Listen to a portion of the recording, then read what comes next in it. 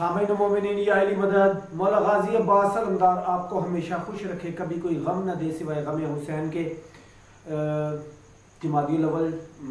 کے دن چل رہے ہیں، تو اب انشاءاللہ پہلے ہم ولایت علی پڑھ رہے تھے، اب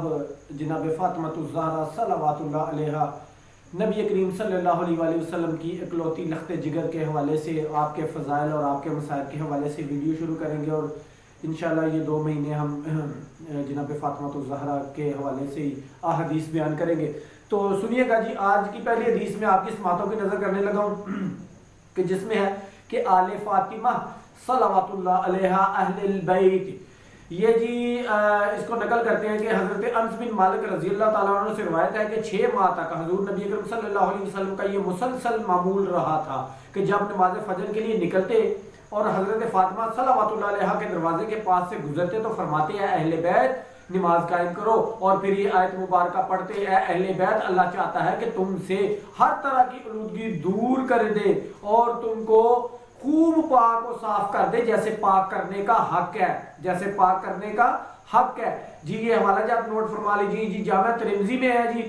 اور اس کے بعد احمد بن حنبل کی جلد نمبر 3 صفحہ نمبر ہے 259، احمد بن حنبل کے فضائل صحابہ میں بھی یہی رقم ہے جی۔ ابن ابی شیبہ المصنف میں لکھتے ہیں اس کی حدیث نمبر ہے 3882، اور شیبانی نے بھی یہ لکھا ہے۔ اس کے بعد جی عبداللہ بن حمید نے اپنی المسند میں لکھا ہے، حاکم نے المصدرک الحکم میں لکھا ہے، اور اس کے بعد طبرانی نے مجمع الکبیر میں لکھا ہے، اور جی بخاری نے الگنی کی صفحہ نمبر ہے جی 25 کی رقم ہے آگے 2271، اور اس حدیث کی جو ہے نا جی وہ سند کے حوالے سے جو لکھتے ہیں وہ ہے کہ جی یہ بالکل حسن اور صحیح حدیث ہے۔ امام بخاری کے بیان کردہ نقل کی ہے کہ آپ نے فرمایا کہ ابن حبان نے طبقات المحدثین باسبہان میں حضرت ابو سعید خدری رضی اللہ تعالیٰ عنہ سے مروی روایت میں 8 ماہ کا ذکر کیا ہے، یعنی کہ ذکر 8 ماہ کا یا 6 ماہ کا، بہرحال ہمارے نزدیک تو نبی کریم جب بھی جناب زہرا کے دروازے پر دہلیز پر آتے تو یہی آیت کی جو ہے نا وہ تلاوت فرمایا کرتے تھے۔ سیرت الاعلام النبلہ میں بھی یہی ہے، تہذیب الکمال میں بھی یہی ہے، اور تفسیر قرآن العظیم میں بھی ہے جی۔ اچھا بہرحال جی بہت ساری متعدد کتب جی اہل سنت کی تمام کتب اہل سنت کی ہیں۔ اچھا آگے چل کے جی ان ابن سعید خدری رضی اللہ تعالیٰ عنہ فی قول، سنیے گا جی، حضرت ابو سعید خدری رضی اللہ تعالیٰ عنہ نے اللہ تعالیٰ کے اس ارشاد مبارکہ اے اہل بیت اللہ تو یہی چاہتا ہے کہ تم سے ہر طرح کی آلودگی دور کر دے کے بارے میں کہا کہ یہ آیت مبارکہ 5 ہستیوں حضرت نبی مکرم صلی اللہ علیہ وآلہ وسلم، علی مرتضی، جناب فاطمہ الزہرا، جناب حسن مجتبی، جناب حسین شہید کربلا صلوات اللہ علیہ کے بارے میں نازل ہوئی جی۔ یہی ہے اہل بیت، جن کو تکلیف ہوتی ہے نا ان 5 ہستیوں سے، وہ کہتے ہیں کہ جی اہل بیت کا مطلب بیوی بچے ہوتے ہیں جی، یہ نہیں ہے، کیونکہ جہاں پر اللہ تعارف کروائے کہ یہ فاطمہ کے والد، فاطمہ کے شوہر اور فاطمہ کے بیٹے ہیں، وہاں پر آپ کی سمجھ سے تو یہ ساری چیزیں ہی بالاتر ہو جاتی ہیں نا، کہ جہاں پہ تعارف ہی جناب فاطمہ الزہرا صلوات اللہ علیہا کی ذات مقدسہ سے ہو رہا ہے۔ اچھا آگے چل کے جی یہ جو میں نے حدیث آپ کے سامنے رکھی ہے، اس کے حوالہ جب طبرانی نے المجمع الکبیر میں لکھا جی، طبرانی نے مجمع الصغیر میں بھی لکھا ہے، اس کی جی جلد نمبر 1 اور صفحہ نمبر 231 میں لکھا ہے۔ ابن حبان نے طبقات المحدثین میں اس کو نقل کیا، خطیب بغدادی نے تاریخ بغداد میں جلد نمبر 10 صفحہ نمبر ہے 276، اور طبری نے جامع البیان میں فی تفسیر القرآن میں جلد نمبر 6 صفحہ نمبر 22 پہ لکھا ہے۔ آگے سنیے گا جی، آل فاطمہ سلام اللہ علیہا اہل القصہ، سیدہ سلام اللہ علیہا کا گھرانہ ہی اہل قصہ ہے، سیدہ فاطمہ الزہرا صلوات اللہ علیہا کا گھرانہ ہی اہل قصہ ہے جی۔ سنیے گا جی، اس میں صفیہ بنت شیبہ روایت کرتی ہیں حضرت عائشہ سے، جنہوں نے بیان کرتی ہیں کہ حضور نبی اکرم صلی اللہ علیہ وآلہ وسلم صبح کے وقت باہر تشریف لائے، حالانکہ آپ صلی اللہ علیہ وآلہ وسلم نے ایک چادر اوڑھی ہوئی تھی جس پر سیاہ اون سے سیاہ اون کا کجا بنا ہوا تھا، رنگ چڑھا ہوا تھا، نقش بنے ہوئے تھے۔ پس حضرت حسن رضی اللہ تعالیٰ عنہ آئے تو آپ صلی اللہ علیہ وسلم نے انہیں اس چادر میں داخل کر لیا۔ پھر حضرت حسین صلواتullah علیہ آئے تو آپ صلی اللہ علیہ وسلم نے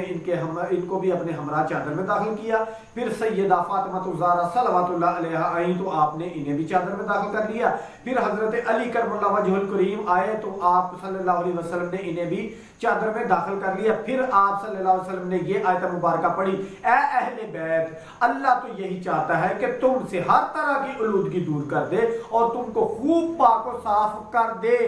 اب آج بھی آلودہ جسم والا، آلودہ سوچ والا، آلودہ ذہن والا، آلودہ زبان والا ان سے دور ہی ہے.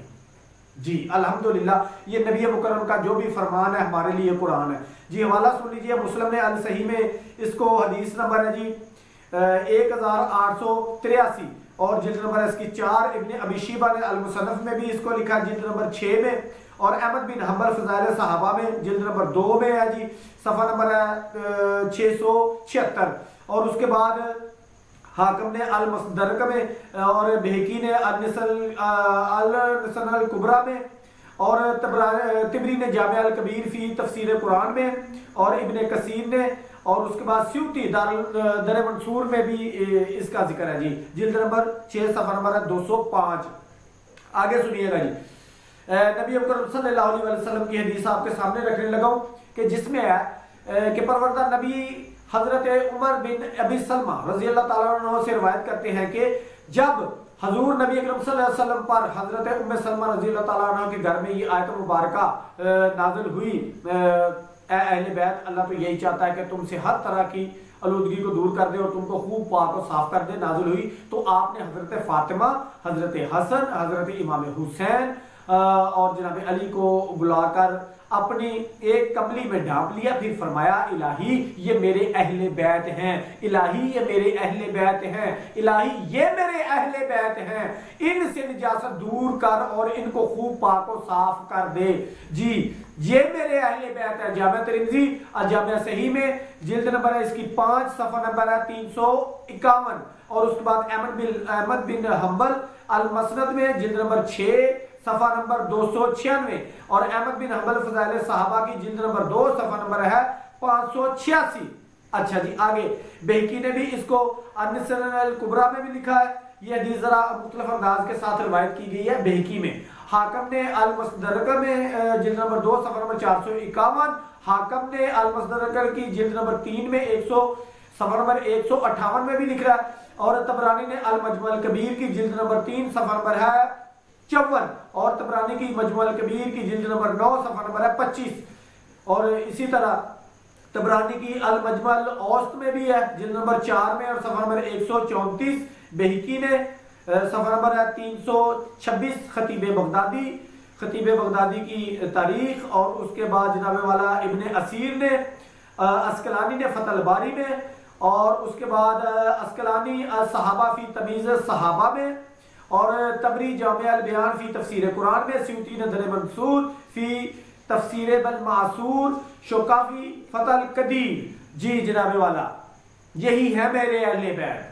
اور ان کو شرم آنی چاہیے جو کہتے ہیں کہ اہل بیت بیوی بچے ہوتے ہیں. وہ اہل بیت آپ کے ہوں گے نا. یہاں پر تو منطق الہی اور اس کے محبوب جس کی وجہ سے یہ کائنات بنائی ہے یہ ان کا معاملہ ہے، ملوانے کی اس میں کیا اوقات ہے. آگے چل کے سنیے گا جی. سیدہ فاطمہ الزہرا صلواتullah علیہا سب جہانوں کی سردار ہے. سنیے گا جی، راوی ہے اس کی بی بی عائشہ، اور وہ روایت کرتی ہے کہ نبی کریم صلی اللہ علیہ وسلم نے فرمایا، اے فاطمہ کیا تو نہیں چاہتی کہ تو تمام جہانوں کی عورتوں، میری امت کی، میری اس امت کی اور تمام عورتوں اور مومنین کی تمام عورتوں کی سردار ہو. یعنی کہ جناب آدم سے لے کر قیامت کے دن تک جتنی بھی مومن، پاک باز، پاکیزہ، ایمان والی عورتیں دنیا میں آئیں گی، ان سب کی سردار کون ہے؟ جناب فاطمہ الزہرا صلواتullah علیہا. اب اس میں تمام انبیاء کی اولاد بھی آتی ہے، تمام انبیاء کی ازواج بھی آتی ہیں، تمام مومنین کی عورتیں بھی آتی ہیں، ان سب کی سردار جناب فاطمہ الزہرا صلواتullah علیہا ہے. اب یہ حدیث کہاں پر ہے جی؟ حاکم نے المصدر کی جلد نمبر 3 صفحہ نمبر 170 میں اس کو لکھا اور اسے صحیح قرار دیا، جبکہ زیبی نے اس کی تائید کی ہے، بالکل تائید کیا ہے کہ یہ بالکل صحیح حدیث ہے. نسائی نے السنن الکبریٰ میں لکھا، اور اس کے بعد ابن سعد نے طبقات الکبریٰ میں لکھ رہا ہے، ابن سعد نے طبقات الکبریٰ کی جلد نمبر 8 میں بھی اور 2 میں بھی لکھ رہا ہے، ابن اسیر اسد الغابہ فی مفروضات الصحابہ میں بھی اس کو لکھا۔ آگے چل کے سنیے گا جی، آگے میں آپ کے سماعتوں کی نظر ایک اور حدیث کرنا چاہتا ہوں کہ جس میں لکھا ہوا ہے، ہاں یہ بھی مختلف حوالوں کے ساتھ حضرت مسروق سے روایت ہے کہ وہ روایت کرتے ہیں کہ بی بی عائشہ نے اس حدیث کو روایت کیا کہ حضور نبی اکرم صلی اللہ علیہ وسلم نے سیدہ فاطمہ الزہرا صلوات اللہ علیہا سے فرمایا، فاطمہ کیا تو اس بات پر راضی ہے کہ مسلمان عورتوں کی سردار ہو یا میری اس امت کی سب عورتوں کی سردار ہو؟ اچھا، بخاری نے صحیح کی جلد نمبر 5 اس کی حدیث نمبر ہے 2318، اور مسلم کی صحیح میں بھی جلد نمبر 4 1905، اور نسائی نے فضائل صحابہ میں، احمد بن حنبل نے، اور تیالسی نے، ابن سعد نے، اور اس کے بعد جناب ابو نعیم نے، ذہبی نے سیر اعلام النبلہ میں جلد نمبر 2 صفحہ نمبر 130 میں اس کو نقل کیا۔ اس کے بعد جناب والا آپ کے سماعتوں کی نظر اور احادیث، یہ ساری اہل سنت کی حدیث پڑھ رہا ہوں۔ اچھا جی، حضرت حذیفہ رضی اللہ تعالیٰ عنہ بیان کرتے ہیں کہ حضور نبی اکرم صلی اللہ علیہ وسلم نے فرمایا کہ ایک فرشتہ جس کو اس رات سے پہلے میں نے کبھی زمین پر اترتے ہوئے نہیں دیکھا، اور وہ اترا اور اپنے پروردگار سے اجازت مانگی کہ مجھے سلام کرنے حاضر ہی ہونے کی اجازت ملے، اور مجھے یہ خوشخبری دے، یعنی کہ فرشتے نے دی کہ فاطمہ اہل جنت کی تمام عورتوں کی سردار اور حسن و حسین کے جو ہے وہ تمام جوانوں کے سردار ہیں، جنتی جوانوں کے سردار ہیں۔ ترمذی نے اس کو لکھا، نسائی نے لکھا، اور اس کے بعد احمد بن حنبل نے، ابن ابی شیبہ نے المصنف نے، حاکم نے المستدرک میں، اور طبرانی نے مجمع الکبیر میں، اور بہقی نے لکھا اس کو، ابو نعیم نے لکھا، اس کے بعد ذہبی نے لکھا، اسقلانی نے فتح الباری میں لکھا، سیوطی نے اس کو لکھا، اور سیوطی نے الخصائص کبریٰ میں لکھا۔ اچھا جی، جناب والا امام بخاری نے اس کو بالکل صحیح حدیث کا ہے۔ اسی طرح کی بے شمار حدیث ہے جی، بے شمار حدیث ہے۔